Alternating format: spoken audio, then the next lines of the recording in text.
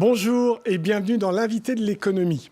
Je reçois aujourd'hui Cyril Dion, réalisateur du film Demain et cofondateur du mouvement associatif citoyen Colibri. Bonjour Cyril Dion. Bonjour. Alors, vous venez de lancer il y a quelques jours une campagne citoyenne à propos des présidentielles françaises. C'est quoi votre objectif ?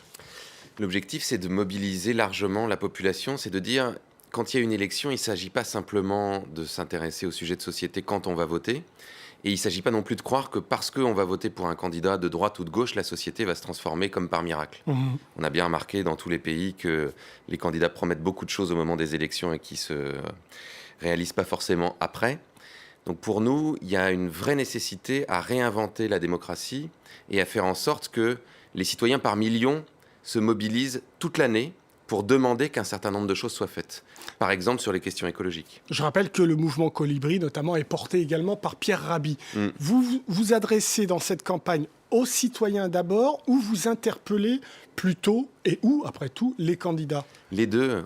En réalité, on a lancé un appel qui s'appelle l'Appel du monde de demain, où on dit, en résumé, la situation est tellement grave aujourd'hui qu'on a besoin de tous se mobiliser. Et on a besoin de faire en sorte que les élus, les entrepreneurs et les citoyens travaillent main dans la main, à la fois pour reconstruire nos modèles économiques et sociaux, à la fois pour faire quelque chose face à la crise écologique qui est gravissime et de plus en plus grave, pour lutter contre le terrorisme et tous les sujets finalement qui, pour nous, sont des sujets totalement liés les uns aux autres. Alors, quelle petite musique vous entendez de certains candidats qui se rapprocheraient le plus de ce que vous espérez ? Moi, ce qui me réjouit malgré tout, même si, encore une fois, on n'est pas sûr que ça sera appliqué, c'est qu'il y a plusieurs candidats à gauche qui ont intégré les objectifs écologiques et des programmes sociaux très ambitieux dans leur programme, ce qui n'était pas le cas il y a 5 ans. Ouais, la transition écologique, du côté de Benoît Hamon et de Mélenchon, ça a l'air d'être... Et d'Yannick Jadot, évidemment, ça a l'air d'être acquis. Donc c'est une surprise, si, quand même, pour vous ? C'est une surprise pour Benoît Hamon. Jean-Luc Mélenchon, il commençait déjà à s'intéresser beaucoup aux questions écologiques dès 2012. En revanche, au Parti socialiste, le fait qu'un des candidats gagne la primaire sur le programme le plus écologique qui soit... en tout cas, j'ai jamais vu un programme aussi écologique au PS. Ça veut dire que les candidats ont compris que dans l'électorat, il y a des gens qui sont vraiment très préoccupés par ces sujets-là. Et c'est exactement ce qu'on disait à l'instant. Plus ce sujet va être présent dans l'opinion, plus les gens vont se mobiliser, plus les candidats vont se dire, si on ne traite pas ces sujets, les gens ne voteront pas pour nous. Alors, vous êtes écologiste, mais est-ce que une proposition phare, quand même, ça a été la proposition phare de Benoît Hamon, ça a été le revenu minimum universel. Est-ce que ça vous interpelle et ça rentre dans le champ de ce nouveau monde que vous appelez ? Oui, pour moi, ça me paraît être une expérimentation très intéressante. Après, on n'a pas encore suffisamment de recul pour voir si ça fonctionne. Moi, je m'occupe d'une collection de livres chez Actes Sud qui s'appelle Le Domaine du possible, où on vient de publier un livre qui s'appelle Le revenu de base, où on essaie justement de comprendre comment ça pourrait marcher et quels sont les différents scénarios. Parce qu'il y a des revenus de base à 450 € par mois et il y en a d'autres à 1000 ou 1200 €. Moi, je crois que si on devait aller vers le revenu de base, il faudrait aller vers un revenu de base très haut qui permette vraiment de changer quelque chose de profond dans la société. Le but, ce serait de permettre aux gens de passer d'un travail subi, on est obligé de travailler pour avoir notre salaire à la fin du mois, à un travail choisi. C'est-à-dire qu'on a déjà un matelas qui fait qu'on sait qu'on peut survivre et on peut s'engager dans des activités qui sont utiles à la société. Ce qu'on voit par exemple chez les retraités. La plupart des retraités font des trucs qui sont d'intérêt général, alors que dans leur vie professionnelle, la plupart du temps, ils faisaient un métier qui n'avait rien à voir. Alors donc vous avez parlé d'évolution au sein du Parti socialiste en ce qui concerne la transition écologique. Pour autant, est-ce que le signe du changement, ce ne serait pas que justement à droite aussi, ces questions-là soient prises, mais dans leur plus grande valeur ?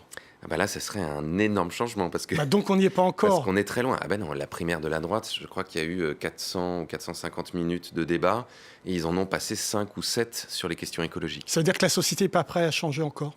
Ça veut dire qu'à droite, en tout cas, ils n'ont pas compris que ces sujets-là étaient importants. En revanche, on a des marqueurs. Là, il y a une étude européenne qui a été conduite qui s'appelle Generation Watt sur les 18-34 ans.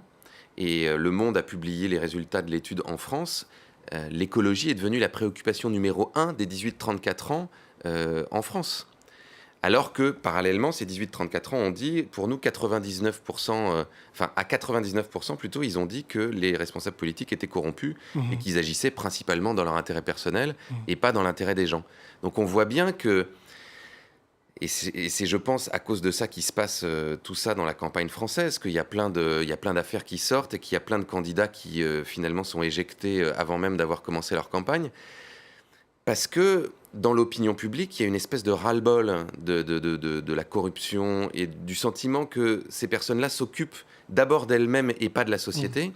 Et en même temps, ces personnes-là n'ont, à mon avis, pas ressenti que ces sujets-là sont en train de monter extrêmement fort. C'est ce qui se passe dans la plupart des grandes villes, par exemple. Et des grands pays. Je voudrais élargir un petit peu la focale en ce qui concerne ces appels à la citoyenneté, à des mouvements collectifs. On a vu en Grèce Syriza, on a vu en Espagne les Indignés, qui a débouché sur Podemos, etc. Est-ce que vous avez l'impression que ça a pris ou que, là encore, ça n'a pas fait long feu, quoi? Pour moi, il y a quelque chose qui a été raté par ces mouvements. Alors, encore plus par Syriza, qui est arrivé au pouvoir et qui a fini par carrément se ranger à la vie de Bruxelles et à rentrer dans le moule. Podemos, ils ne sont pas au pouvoir pour le moment, donc on ne peut pas vraiment leur faire de procès d'intention à ce point-là. Mais pour que ça fonctionne, il faut transformer les institutions. C'est ça aussi que je trouve intéressant dans un certain nombre de programmes qui sont en train d'arriver, notamment dans celui de Jean-Luc Mélenchon.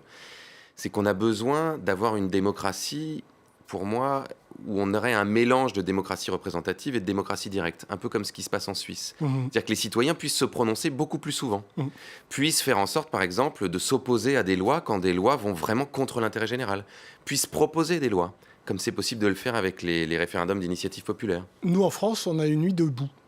Échec, réussite, petite graine qui va pousser. Nuit debout, pour moi, c'est une étape. C'est-à-dire qu'on a eu un moment où les gens se sont rassemblés sur des places et ont trouvé nécessaire à la fois de s'opposer à une loi qui leur paraissait antisociale et en même temps de discuter de tous ces sujets-là. Donc pour moi, ça fait avancer la démocratie. Mais là encore, on a besoin que ces mouvements arrivent à un certain degré de maturité qui fasse qu'ils soient capables de s'organiser ensuite, à la fois pour prendre le pouvoir, mais aussi ensuite pour exercer le pouvoir différemment.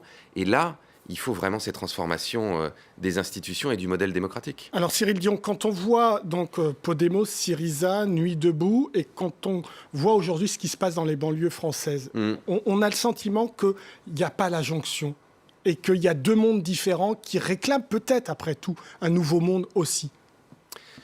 Pour moi, c'est un vrai sujet. C'est-à-dire que la plupart des mouvements aujourd'hui écologistes ou même les grands mouvements sociaux ne sont pas représentés dans les quartiers les plus difficiles. Alors que c'est les endroits où ça serait certainement le plus important de le faire et où il y a beaucoup d'énergie.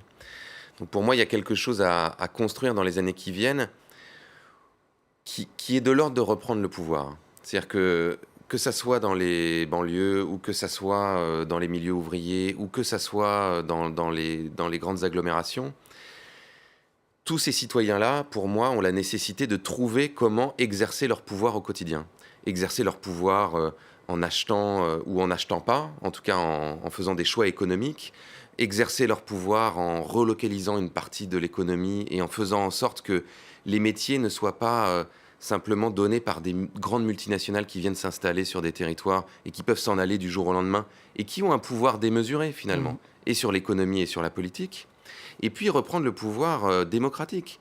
C'est ce que je disais, c'est-à-dire que, à mon avis, on a des transformations démocratiques à inventer à l'échelle de la ville pour que les gens, y compris dans leur quartier, puissent donner leur avis et puissent orienter la politique de la ville. Mais Colibri va dans les quartiers ? Colibri a vocation à aller dans les quartiers. Vocation, donc. Non, mais ce qu'on voit, par exemple, dans les mouvements qu'on a filmés dans Demain, et je pense notamment aux Incroyables Comestibles, c'est qu'effectivement, c'est très présent dans un certain nombre de cités.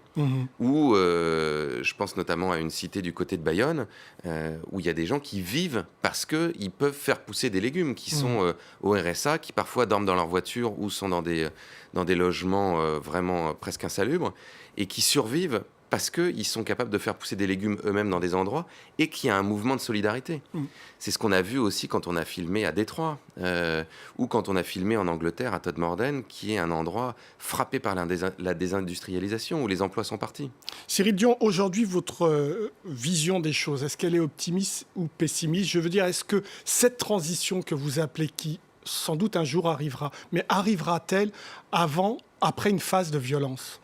Ou est-ce que vous êtes optimiste là-dessus. Moi, je suis ni optimiste ni pessimiste, en fait. Je suis déterminé à faire tout ce que je peux pour que ça bouge. Mais est-ce que Si vous on craignez, regarde, alors si on regarde objectivement la situation, Oui. il y a honnêtement tous les facteurs réunis pour à la fois de la tension sociale et de la violence et catastrophes écologiques et économiques. Et évidemment, tout ça est lié. C'est-à-dire que le fait que des catastrophes écologiques augmentent les phénomènes de migration et que des gens soient obligés de partir de leur pays, essayer de se réfugier dans d'autres, on voit bien que ça crée des tensions. Aujourd'hui, on n'est pas capable d'absorber comme ça les migrations qui viennent de pays ou qui sont en guerre ou qui vivent des catastrophes écologiques. On voit bien que plus il y a de chômage, plus il y a de misère économique, et plus ça crée de la tension dans un certain nombre de quartiers, et plus ça crée de tensions entre riches et pauvres et les inégalités. Et on voit aussi que les responsables politiques aujourd'hui, non seulement n'apportent pas de réponse à la hauteur des enjeux, mais en plus sont eux-mêmes mis en cause. Donc il y a une espèce de ras-le-bol de se dire, non seulement ils font rien, mais en plus, parfois ils détournent de l'argent public et ils font les choses à leur profit. Donc c'est pour ça qu'on se bat comme ça et c'est pour ça qu'on a lancé cet appel. La seule réponse à ça, il y a un Serbe qui s'appelle Zdra Popovic, qui est une sorte de consultant mondial en révolution, qui dit dans les luttes non violentes, la seule arme dont vous disposez, c'est le nombre. Donc la seule façon de ne pas basculer dans cette violence et dans toutes ces catastrophes, c'est de nous unir.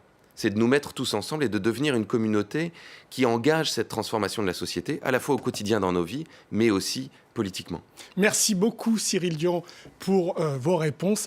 L'invité de l'économie, c'est terminé, mais comme d'habitude, vous pouvez retrouver cette émission sur france24.com. Au revoir.